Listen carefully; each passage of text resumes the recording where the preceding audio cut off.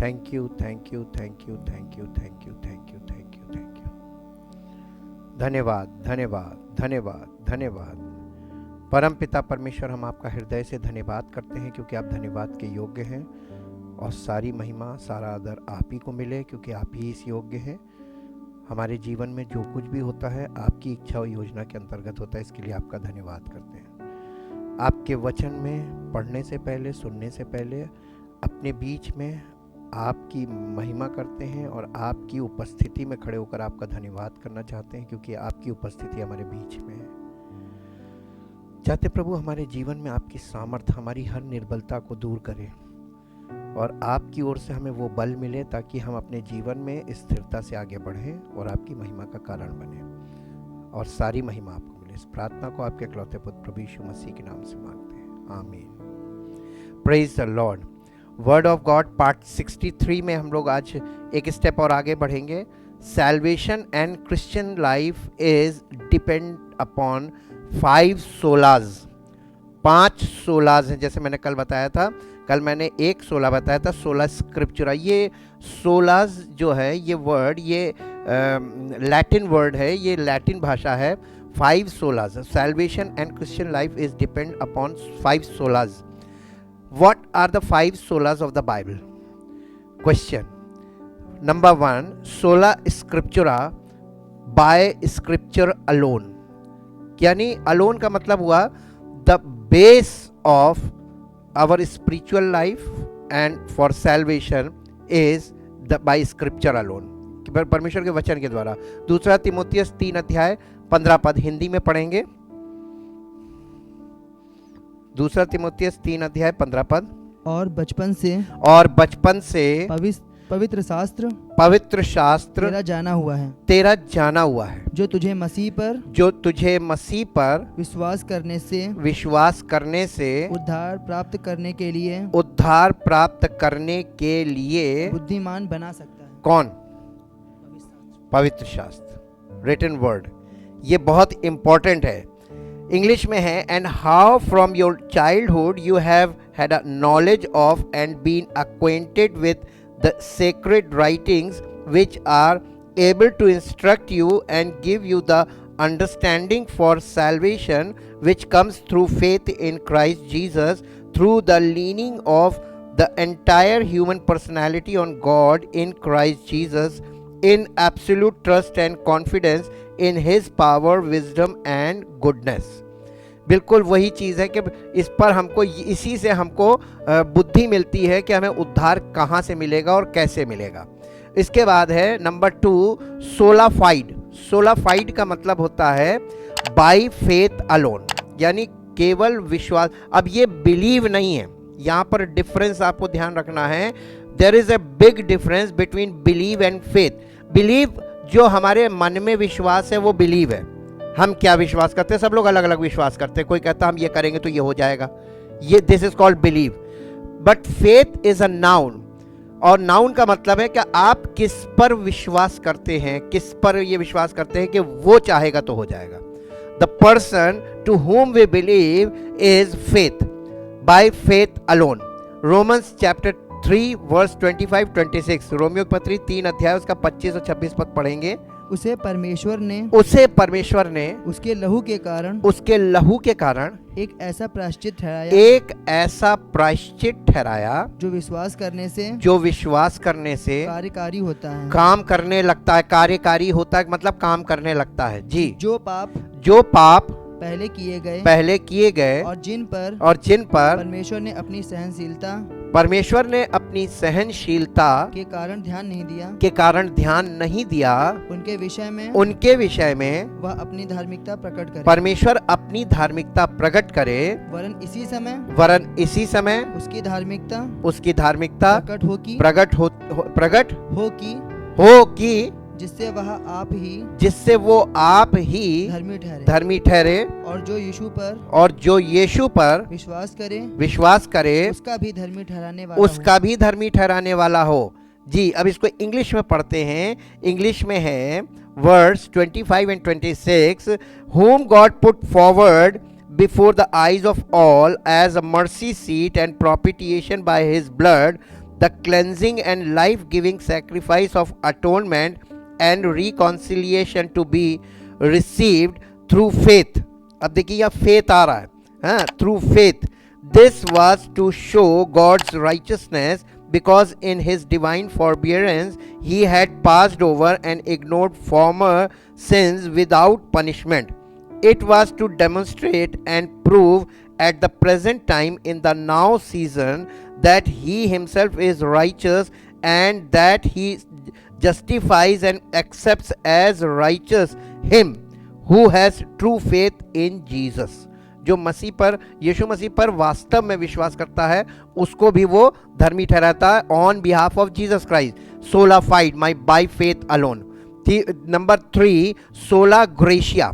सोला gratia means by grace alone. इफिसियों की पत्री 2 अध्याय उसका 8 पद निकाल के पढ़िए. क्योंकि विश्वास के द्वारा, क्योंकि विश्वास के द्वारा अनुग्रह ही से तुम्हारा उद्धार हुआ है. तुम्हारा उद्धार हुआ है. और यह तुम्हारी, और ये तुम्हारी ओर से नहीं, तुम्हारी ओर से नहीं, वरन परमेश्वर का दान है. उद्धार क्या है? Salvation. Salvation is a gift of God. ये हमारे करने से नहीं मिला. देखिए, जब हम कुछ करते हैं और उसके बदले में जो हमको मिलता है वो मजदूरी है, वो हमने अर्न किया है. और गिफ्ट में और अर्न करने में बहुत फर्क है. गिफ्ट जो प्रसन्न होकर दिया जाता है और जो अर्न करते हैं वो हमने परिश्रम किया और कुछ प्राप्त किया, इसको बोलते हैं अपने आप से किया. तो उद्धार हम नहीं प्राप्त कर सकते, उद्धार हमको गिफ्ट है. इफिसियों की पत्री 2 अध्याय 8 पद इंग्लिश में पढ़ेंगे. The 8th verse in English.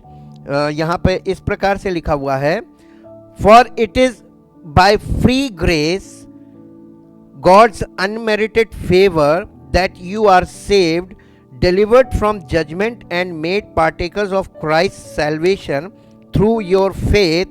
In this salvation is not of yourselves, of your own doing. It came not through your own striving, but it is the gift of God. Clear है ना? वचन आपको clear बता रहा, हमें इसको नहीं छोड़ना है, यही हमको ट्रुथ बताएगा. नंबर 4, सोलस क्रिस्तुस और सोलो क्रिस्तो.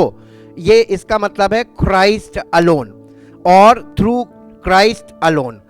प्रेरितों के काम 4 अध्याय उसका 12 पद हिंदी में पढ़ेंगे. किसी दूसरे के द्वारा, किसी दूसरे के द्वारा उद्धार नहीं, किसी दूसरे के द्वारा उद्धार नहीं. यानी आपका फेथ किस पर है, ये बहुत ध्यान देने वाली बात है. If your faith is in Jesus Christ, तो आपको उद्धार मिलेगा, क्योंकि उसी के द्वारा उद्धार है, किसी दूसरे के द्वारा उद्धार नहीं. क्योंकि स्वर्ग के नीचे, क्योंकि स्वर्ग के नीचे मनुष्यों में और कोई दूसरा नाम नहीं, और कोई दूसरा नाम नहीं दिया गया जिसके द्वारा हम उद्धार पा सके. कोई दूसरा नाम नहीं दिया गया है, इसलिए कंफ्यूज ना हो. इंग्लिश में पढ़ेंगे. इंग्लिश में लिखा हुआ है, and there is salvation in and through no one else, for there is no other name under heaven given among men by and in which we must be saved, जिसके द्वारा हम उद्धार प्राप्त करें. रोमियो की पत्री 10 अध्याय उसका 9 और 10 पद भी साथ में पढ़ दीजिए. क्योंकि धार्मिकता के लिए, यहाँ से, कि यदि तू अपने मुंह से यीशु को प्रभु जानकर अंगीकार करे और अपने मन से विश्वास करे कि परमेश्वर ने उसे मरे हुओं में से जिलाया है, तो तू निश्चय उद्धार पाएगा. जी, क्योंकि धार्मिकता के लिए मन से विश्वास किया जाता है और उद्धार के लिए मुंह से अंगीकार किया जाता है. कन्फेशन. अब इसको इंग्लिश में पढ़ेंगे. Because if you acknowledge and confess with your lips that Jesus is Lord and in your heart believe, adhere to, trust in and rely on the truth that God raised him from the dead, you will be saved. For with the heart a person believes, adheres to, trusts in and relies on Christ, and so is justified, declared righteous, acceptable to God. And with the mouth he confesses, declares openly and speak out freely in his faith and confirm his salvation. वो अपने उद्धार को confirm करता है बोलकर यीशु मसीह पर हम विश्वास करते हैं। और इसके बाद पांचवा है soli Deo gloria. Soli Deo gloria का मतलब glory to God alone. 2 Corinthian 2 कुरिन्थियों 3 अध्याय 18 पद। परंतु जब हम सबके उघाड़े चेहरे से प्रभु का प्रताप इस प्रकार प्रकट होता है जिस प्रकार दर्पण में तो प्रभु के द्वारा जो आत्मा है हम उसी तेजस्वी रूप में अंश अंश करके बदलते जाते। ये ट्रांसफिगरेशन है। इंग्लिश में है and all of us as with unveiled face because we continue to be hold in the word of God. अगर हम परमेश्वर के वचन में कंटिन्यू बने रहते हैं, continue to be hold in the word of God as in a mirror the glory of the Lord are constantly being transfigured into his very own image in ever increasing splendor and from one degree of glory to another, for this comes from the Lord who is the Spirit। ये प्रभु की ओर से होता है। ठीक, तो ये transfiguration होता हमारी लाइफ का। इंपॉर्टेंस ऑफ सोला स्क्रिप्चुरा, जो पहला वाला है, importance of sola scriptura. We know from the scripture that humans are inherently flawed, sinful, selfish and often unreliable. यानी मनुष्य, हम परमेश्वर के वचन के द्वारा इस बात को समझते और जानते हैं कि हम जो मनुष्य हैं, हमारे स्वभाव में, पैतृक स्वभाव में, हमारा जो फिजिकल नेचर इनहेरेंट रहा है, यानी हमारे पूर्वजों से जो हमें स्वभाव मिल रहा है, उसमें क्या है? फ्लॉड का मतलब उसमें त्रुटियां हैं, उसमें कमियां हैं। और उसके बाद सिंफुल, पाप से भरा स्वभाव है। सेल्फिश, स्वार्थ से भरा स्वभाव है। एंड ऑफन अनरिलायबल, और भरोसा करने के लायक नहीं है। अक्सर हम किसी मनुष्य पर भरोसा नहीं कर सकते। ऑफन का मतलब प्रायः, यानी अधिकतर बातों में हम किसी मनुष्य पर भरोसा नहीं कर सकते। जब आप परमेश्वर के वचन को किसी मनुष्य के द्वारा सुनते हैं और आपको बाइबल के बारे में कुछ नहीं मालूम है, if you don't know about the Bible, तो आपके लिए कितना खतरनाक होगा कि वो व्यक्ति जो कहेगा आप उसको मान लेंगे। वो आपकी भावनाओं को अपनी बातों से घुमा लेगा और आपको अपनी बातों में फंसा लेगा, और वो आपसे कहेगा ये करो, आप करने लगेंगे। क्यों? क्योंकि आप चाहते हैं कि हमको ये व्यक्ति ये बाइबल से बता रहा है और ये हमको छुटकारे की बात बता रहा है, लेकिन छुटकारा मिलेगा नहीं जब तक आप इसमें खुद नहीं जाएंगे। खुद स्टडी करके देखिए बाइबल क्या कहती है। रोमियो की पत्री 3 अध्याय उसका 23 पद क्या कहता है? इसलिए कि सबने पाप किया है। किसने? सबने। कितने लोगों ने किया? अब ये बात बताइए कि जितने भी लोग, अगर कोई पास्टर है, he is also a sinner as a human being. इसलिए कि सबने पाप किया है और परमेश्वर की महिमा से रहित है। तो जब सबने पाप किया और परमेश्वर की महिमा से रहित है, तो आपको छुटकारा उसकी बातों पे विश्वास करने से मिलेगा नहीं। तो आपको विश्वास किस पे करना चाहिए? Written word. Go and search and study the written word, what the word says. इसको इंग्लिश में पढ़ेंगे। Since all have sinned and are falling short of the honour and glory which God bestows and receives. यानी परमेश्वर की ओर से जो महिमा हमारे जीवन में होनी चाहिए वो नहीं होगी, क्योंकि हम पापी हैं। इसके बाद without an infallible trustworthy standard to turn to and to rely on the matters of faith, we are left to our own ideas. यानी हम परमेश्वर के वचन पे को स्टडी करने के बजाय, इस पर विश्वास करने के बजाय जो कभी टलता नहीं, यानी अटल है, इस पर इसके स्टैंडर्ड्स को मानने के बजाय हम अपने आइडियाज को परमेश्वर अपनी स्पिरिचुअल लाइफ में यूज करने लगते हैं। वी यूज आवर आइडियाज कि ये कर लें, अब ये कर लें, देखो उसने ये किया है, हमने ये कर लें, वो ऐसा कर रहा है, हम भी ऐसे ही कर, कॉपी करने लगते हैं आइडियाज को। तो इसके लिए हम देखेंगे न्यायों की पुस्तक पुराने नियम में है, in the old testament, the book of जजेस चैप्टर 21 वर्स 25। उन दिनों में इजरायलियों का कोई राजा नहीं था जिसको जो ठीक जान पड़ता था वही वो करता था। आज क्या पोजीशन है? नाउ इन दीज डेज जिसको जो समझ में आ रहा, सही लग रहा, वो करने लग रहा, और वही वो सिखा भी रहा है, खुद भी कर रहा है, दूसरे को भी सिखा रही है। ये आइडियाज हैं जी। हो गया। इंग्लिश में, in those days there was no king in Israel, every man did what was right in his own eyes। उसके अपने दृष्टि में जो कुछ उसको सही लगता था वो करता था। आज भी लोग यही कर रहे हैं। ये इसको बोलते हैं ट्राई करना। एवरीबडी इज ट्राइंग, और ट्राई करते करते सारी जिंदगी निकल जाएगी और उस पॉइंट तक नहीं पहुंचे तो क्या होगा? तो आप तो गए फंस। अब इसी के साथ साथ, इसी के पैरेलल में नीति वचन की पुस्तक 14 अध्याय 12 पद, ऐसा मार्ग है जो मनुष्य को ठीक जान पड़ता है। देयर इज अ वे, ऐसा भी मार्ग है जो मनुष्य को ठीक जान पड़ता है। आगे नहीं, परंतु उसके अंत में मृत्यु ही मिलती है। लो, आपको बहुत सा लग रहा है कि बिल्कुल I am on the right way, I am doing, this is right, this is absolutely right, doing, eight the and you find death. मिला क्या? If you follow Jesus Christ you find eternal life. Simple है, आपको follow करना है, वहां पे आपको अपने तुक्केबाजी से नहीं चलना है। तो यीशु मसीह को फॉलो करने के लिए आपको वर्ड में जाना पड़ेगा। ट्रुथ तो यहां से मिलेगा, मार्गदर्शन यहां से मिलेगा। इंग्लिश में हम पढ़ देते हैं आपको, प्रोवर्ब्स चैप्टर 14 वर्स 12 लिखा हुआ है, there is a way which seems right to a man and appears straight before him, but at the end of it is the way of death. इसके बाद we are left to our own, sorry, the reformers had identified areas of abuse and spoke up to challenge the corruption that had polluted the church in so many ways।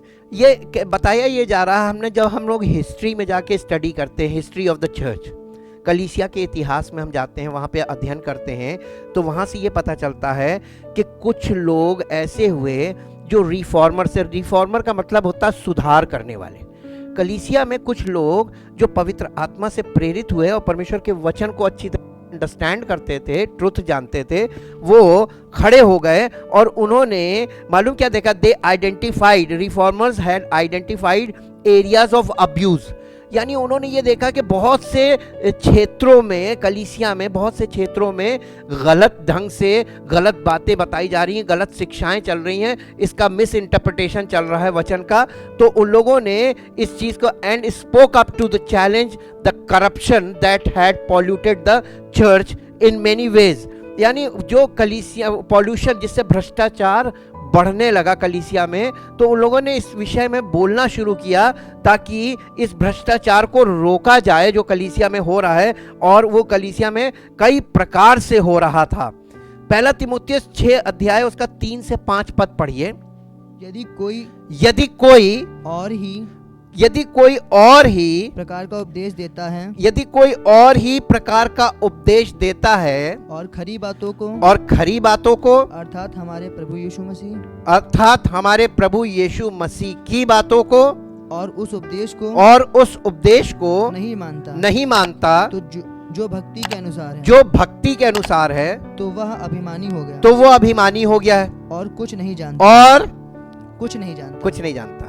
लेकिन आपको ये बात पता कैसे चलेगी? जब आप स्टडी करेंगे तब आपको पता चलेगा, अच्छा ये भी चक्कर है इसमें जी। वरन उसे विवाद और शब्दों पर तर्क करने का रोग है।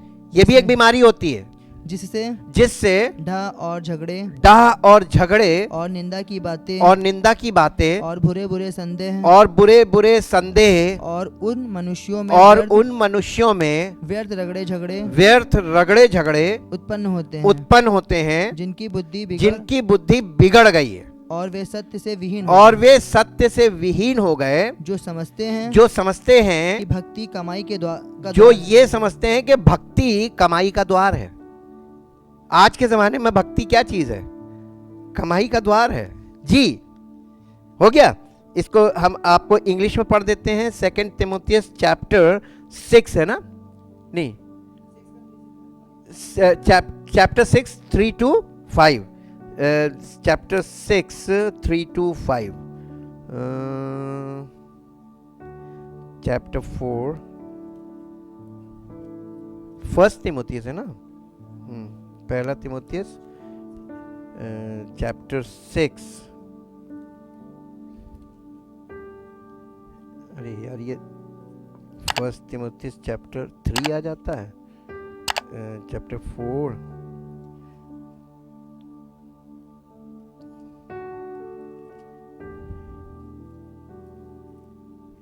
चैप्टर 6 वर्स 3 to 5 ना। हम आपके बीच में इसको पढ़ देते हैं।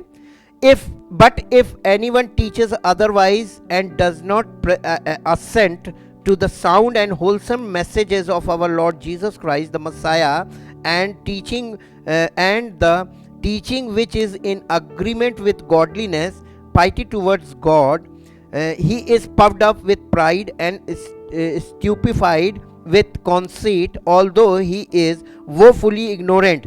He has a morbid fondness for controversy and disputes and strife about words, which results in produce envy and jealousy, quarrels and dissensions, abuse and insults and slander and base suspicions, and protracted wrangling and wearying discussion and perpetual friction among men who are corrupted in mind and bereft of the truth, who imagine that godliness or righteousness is a source of profit, a money-making business, a means of livelihood. From such withdraw. ऐसे लोगों से अपने आप को अलग रखें। ठीक, उसके बाद सेम चीज यीशु मसीह ने कुछ ऐसा किया था इसी करप्शन के विषय में। ये हिस्टोरिक है करप्शन जो चला आ रहा है। Matthew chapter 21 verse 12 to 16, Matthew chapter 21 12 to 16। Yishu ने परमेश्वर के मंदिर में जाकर उन सबको जो मंदिर में लेन देन कर रहे थे, क्या कर रहे थे? लेन देन। मंदिर में क्या चल रहा था? लेन देन नहीं चलना चाहिए जी। निकाल दिया और सर्राफों के पीढ़े और कबूतर बेचने वालों के चौकियां उलट दी और उनसे कहा लिखा है। यीशु मसीह क्या कह रहा था? कहाँ लिखा है? इसका मतलब वो लोग पवित्र से दूर थे। वहां पे जो लोग आ रहे थे वो भी पवित्र शास्त्र को नहीं जानते थे। आज मैक्सिमम लोग जो परमेश्वर के भवन में आते हैं उनको पवित्र शास्त्र नहीं मालूम है, और मैक्सिमम सेवक ऐसे हैं जिन्हें पवित्र शास्त्र नहीं मालूम। यीशु मसीह उनसे कह रहा, लिखा है मेरा घर प्रार्थना का घर कहलाएगा, परंतु तुम उसे डाकुओं की खो बनाते हो। देखिए, जो प्रार्थना का घर था, परमेश्वर का भवन प्रार्थना का घर था, उसको आज डाकुओं की खो बना दिया बिकॉज ऑफ पॉल्यूशन, करप्शन। ये आ गया जी।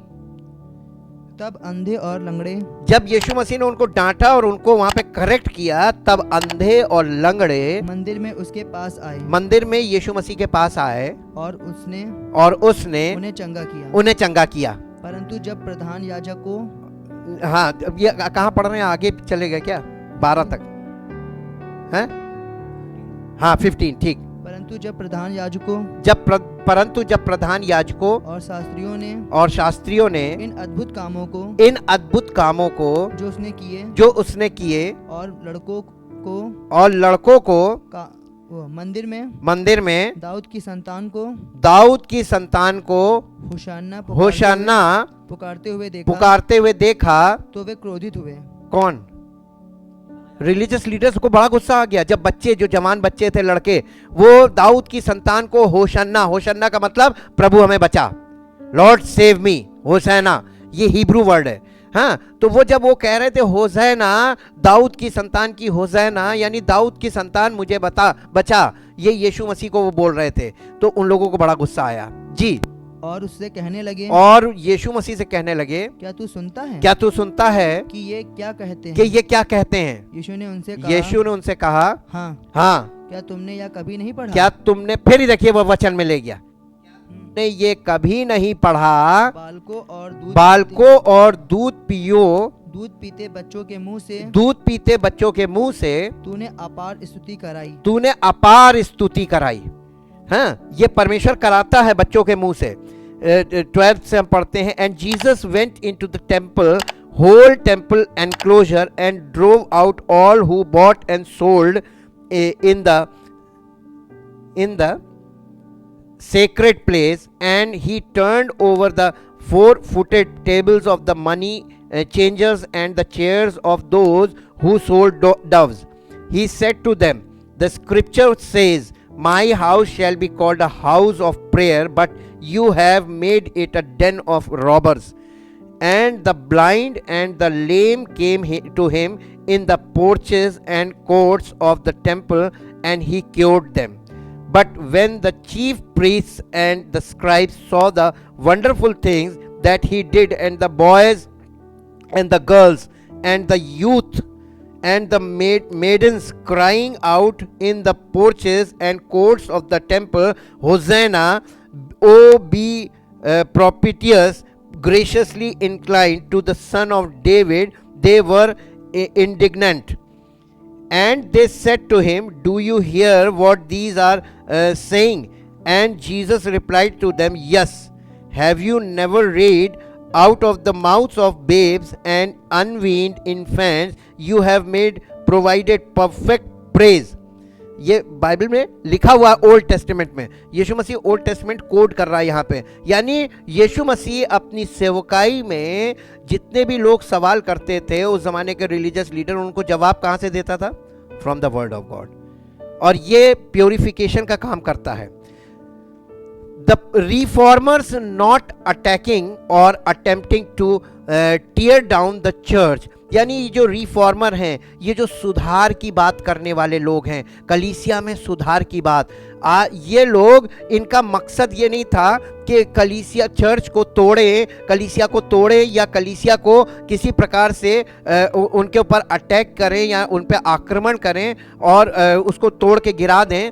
इंस्टेड, बजाय इसके, they were wanted to expose harmful ideas and reform the church by returning its focus to the word of God. उनका केवल एक ही मकसद था, और वो मकसद ये था कि वो लोग उनकी उन गलतियों को, वो जो वो कर रहे हैं, उन एरर्स को एक्सपोज करें जो बहुत हानिकारक हैं, उनके आइडियाज़ जो बहुत हानिकारक हैं, एंड रिफॉर्म द चर्च। और कलीसिया में एक ऐसा सुधार आए। मालूम सुधार क्या चाहिए? Returning to the focus to the word of God. परमेश्वर के वचन पर कलीसिया आ जाए, इसको फोकस करें। This is the foundation of the church. यह है कलीसिया का जो बेस है, जो उसका आधार है, फाउंडेशन है। दूसरा पत्रस, उसका पहला अध्याय, उसका 3 और 4 पद पढ़ेंगे। 2 पीटर, दूसरा पत्रस, क्योंकि उसकी ईश्वरीय सामर्थ्य ने सब कुछ जो जीवन और भक्ति से संबंध रखता है, हमें उसी की पहचान के द्वारा दिया है, जिसने हमें अपनी ही महिमा और सद्गुण के अनुसार बुलाया है, जिनके द्वारा उसने हमें बहुमूल्य और बहुत ही बड़ी प्रतिज्ञाएं दी हैं, ताकि इनके द्वारा तुम उस सड़ाहट से छूटकर जो संसार में बुरी अभिलाषाओं से होती है, ईश्वरीय स्वभाव के समभागी हो जाएं। ठीक, इंग्लिश में हम आते हैं और इंग्लिश में लिखा हुआ है, for his divine power and in his divine power has bestowed upon us all things that are requisite and suited to life and godliness through the full personal knowledge of him who called us by and to his own glory and excellence. Excellence means virtue. By means of these he has bestowed on us his precious and exceedingly great promises, so that through them you may escape by flight from the moral decay, rottenness and corruption that is in the world because of covetousness. Covetousness का मतलब होता है लालच, covetousness, lust and greed, and become sharer partakers of the divine nature. हम उस यानी दिव्य स्वभाव के संभागी हो जाएं, सही उसके वो स्वभाव हमारे अंदर आ जाए, परमेश्वरीय स्वभाव, ताकि हमारा जीवन परमेश्वर की महिमा का कारण बने। परम पिता परमेश्वर, हम आपका हृदय से धन्यवाद करते हैं आपके पवित्र वचनों के लिए, क्योंकि ये वचन हमको सिर्फ जानकारी नहीं देते हैं, ये वचन हमारे जीवन में स्थापित होते जाते हैं और हमारे जीवन का में परिवर्तन का काम करते हैं, हमारी लाइफ को ट्रांसफॉर्म करते हैं, और ट्रांसफॉर्म के साथ साथ ट्रांसफिगरेशन भी होता है, हमारा रूपांतरित जीवन प्रकट होता है, ताकि हमारा जीवन आपकी महिमा का कारण हो और हमारे जीवन से आपकी महिमा प्रकट हो, जो आपकी योजना भी है और आपकी इच्छा भी है। इसलिए हम आपका धन्यवाद करते हैं। इस प्रार्थना को आपके इकलौते पुत्र प्रभु यीशु मसीह के नाम से मांगते हैं, आमीन। Praise the Lord.